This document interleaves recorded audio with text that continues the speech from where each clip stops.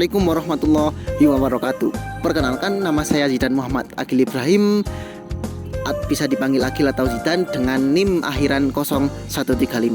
Video ini saya buat dengan bertujuan untuk menyelesaikan tugas UAS ujian akhir semester mata kuliah perpajakan yang diampu oleh dosen saya yang bernama Bapak Fajar Nurdin.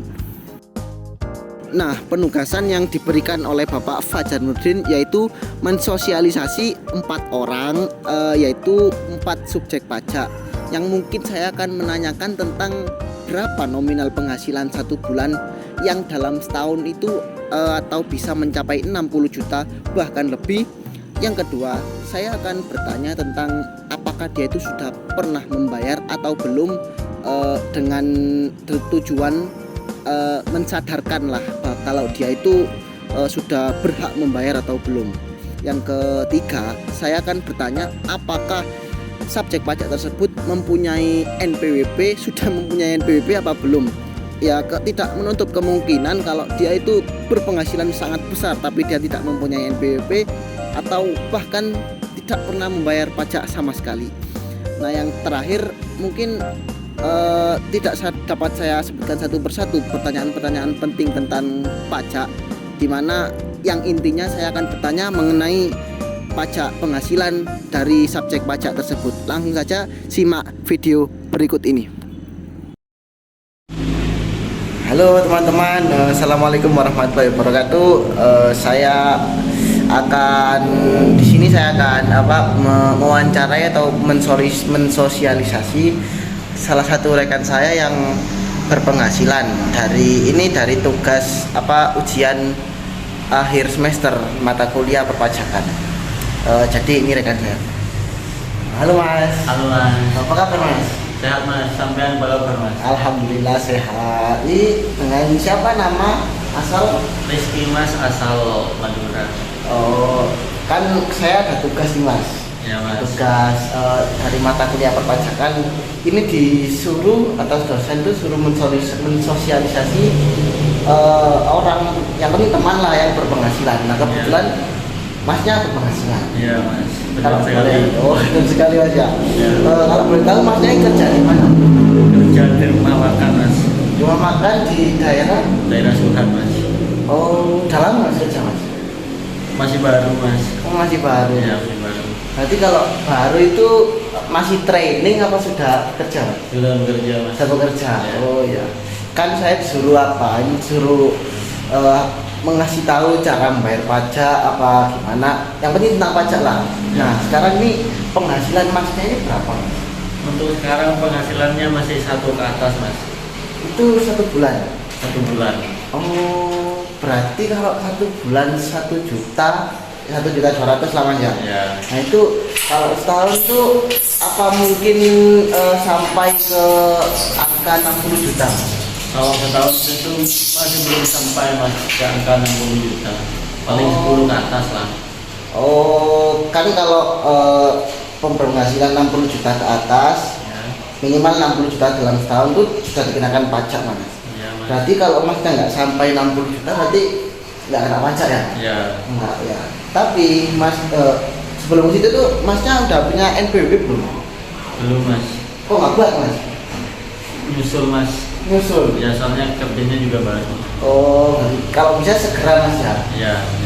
Soalnya meskipun Mas tidak tidak wajib bayar pajak, tapi Masnya harus tetap melaporkan Mas. Surat pemberitahuan lah atas penghasilan Masnya itu. Siap Mas. Jadi sekarang ya sudah punya pacar belum Mas? Belum Mas. Belum Mas? Belum. Oh ya sudah, itu aja lah Mas. Yang penting kalau Mas sudah punya NPWP ntar enak Mas. Siap Mas. Sudah tahu kan cara bayar pajak itu gimana Mas? Gimana Mas itu Mas? Saya Kan? masih belum tahu Mas ya. Kan sekarang teknologi canggih Mas, jadi Masnya Ya. itu bisa bayar pajak itu secara online, atau cara online itu buka di web di laman djponline.pajak.id.com gitu Mas. Ya nanti saya minta tolong ke Masnya. Oh iya, oke Mas. Terus Oke. kalau itu saya terima kasih Mas ya sudah Ya. menyempatkan waktunya. Siap oke Mas. Sehat-sehat Mas ya. Ya. Thank you siap. Mas. Thank you. Ya itu guys, rekan saya yang dia termasuk sudah berpenghasilan di umur yang masih muda. Nah, patut kita tiru guys ya. Sangat menginspirasi kita lah bahwasannya di usia muda itu bukanlah hal yang penghalang bagi kita mencari uang. Mungkin gitu aja guys ya. Assalamualaikum warahmatullahi wabarakatuh. Nah, itu tadi singkat wawancara dari saya terhadap subjek pajak yang pertama. Langsung saja lanjut ke subjek pajak yang kedua. Assalamualaikum warahmatullahi wabarakatuh. Kembali lagi dengan saya Mas Zidan, meneruskan tentang tugas ujian akhir semester tentang dari mata kuliah perpajakan, yakni perintah untuk mensosialisasi 4 orang mengenai pajak. Langsung saja dengan rekan saya. Masnya dengan siapa Mas? Nama saya Irham, Mas. Irham. Alamatnya, rumahnya di mana Mas? Rumah saya di Desa Wonokerto, Jalan Taman Suci, RT 29. Oh iya. 66, Bantur, Malang. Oh iya Mas. Kenalkan Mas, nama saya Zidan. Iya. Oh iya. Sini saya ini mensosialisasi sampean tentang pekerjaan sampean mengenai pajaknya juga. Kebetulan Masnya ini kerja apa Mas ya? Saya bekerja di perusahaan pembuatan sangkar burung. Di mana itu Mas? Dekat rumah apa agak jauh? Tempatnya di agak jauh dari rumah, sekitar 5 kilo dari rumah. Oh, kerjanya shift-shiftan Mas ya? Apa terserah mau datang kapan Mas? Kerjanya itu cuma dari jam 8 sampai jam 4 sore. Oh, udah lama apa baru kerja Mas? Sudah dari menginjak 2 tahun ini. Oh ya, Masnya bisa berdiri aja Mas. Oh, iya. Berdiri aja. Kalau boleh tahu kan Mas ya kan tentang pajak ini. Kalau saya boleh tahu itu penghasilannya Mas tuh berapa? Berapa per minggu apa per bulan apa? Intinya berapa Mas? Karena ini sistemnya borongan ya. Iya Mas. Satu minggunya itu biasanya mendapatkan kurang lebih 700-800an. Kalau borongan berarti nggak nentu Mas ya? Tergantung Oh. tergantung yang kita Yang dikerjakan lah ya. Berapa Berarti banyak yang kita kerjakan. 1 bulan tuh bisa di atas UMR kalau banyak yang borongan. Bisa jadi, kalau borongan bisa jadi. Oh, tapi ya kalau bicara tentang pekerjaan nih, kalau boleh tahu Masnya sudah punya NPWP belum? Nomor pokok wajib pajak. Sementara ini belum punya. Oh, belum punya. Harusnya punya Mas. Soalnya kalau sampean, apalagi kan sampean sudah kerja, Ya. jadi sekarang tuh membuat NPWP itu bisa online lewat Bisa online ya? lewat Google ya, bisa Mas, nanti tinggal scan foto ngisi data-data dan lain-lain.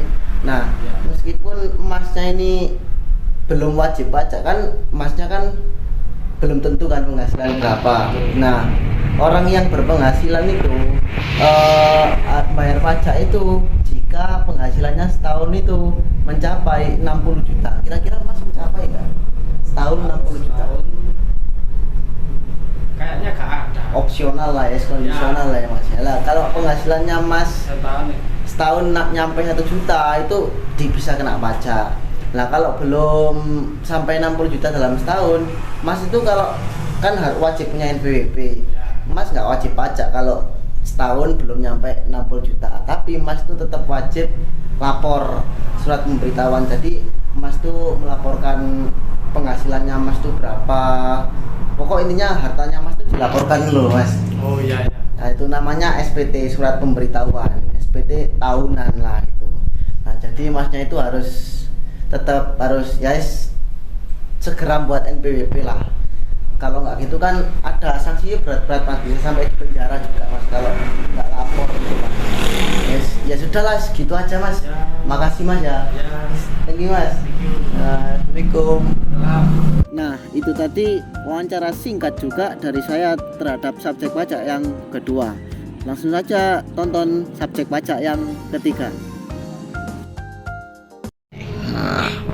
Assalamualaikum warahmatullahi wabarakatuh. Kembali lagi sama saya Mas Zidan, akan meneruskan tentang tugas UAS perpajakan. Langsung saja dengan rekan saya. Halo Mas. Dengan siapa Mas? Rumahnya di mana Mas? Selamat dari Adi, rumah Daerah mana Mas? daerah Wonokerto. Oh, daerah Wonokerto itu di mana Mas? Jalan Taman Suci RT 29 RW 06 Wonokerto, Kecamatan Bantul. Oh, Kecamatan Bantul, daerah Malang Selatan berarti Mas ya. Ya. Oh, kalau boleh tahu ini langsung saja Mas ya. Masnya ini kerja sebagai apa Mas ya? Pengrajin sangkar. Pengrajin sangkar burung ya Mas Iya, ya. Oh iya. sangkar. Sudah berapa lama Mas kerjanya ini di sini? Kurang lebih 8 tahun. 8 tahun lama Mas ya. Lumayan. Oh, selama ini tuh penghasilannya sangkar burung kan sudah pasti tergantung pesanan Mas ya, kan nggak Iya. tentu ya. Itu berapa Mas kira-kira setiap pesanan? Anggap setiap minggu lah. Setiap pesanan itu kira-kira penyelesaiannya 1 bulan. 1 bulan. Ya, harga 250 bisa ke atas sampai Itu dengan 500. Setiap satu pesanan apa satu pesanan. satu pesanan? Kayak satu sangkar. Ini contohnya Mas ya, ini biasa. Ini contohnya.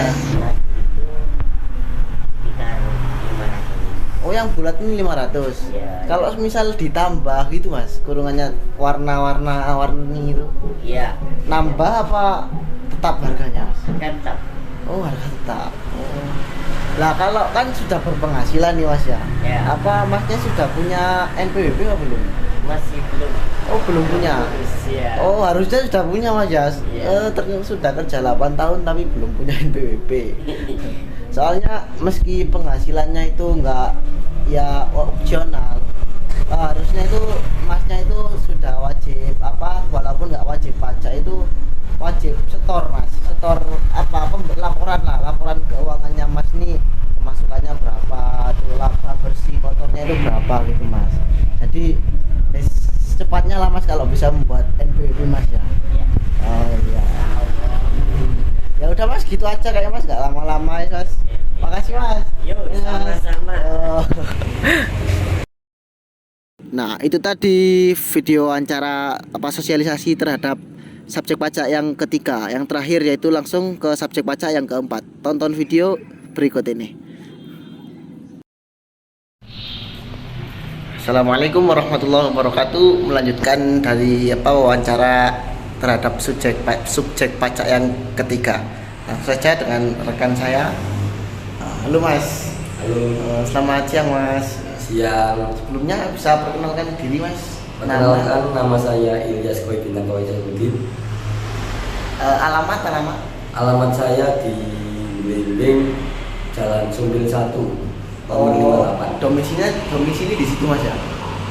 Ya, Kalau ini kan berhubungan dengan tugas apa ujian akhir semester mata kuliah perpajakan, disuruh mewawancarai apa subjek pajak, intinya yang orang yang berpenghasilan.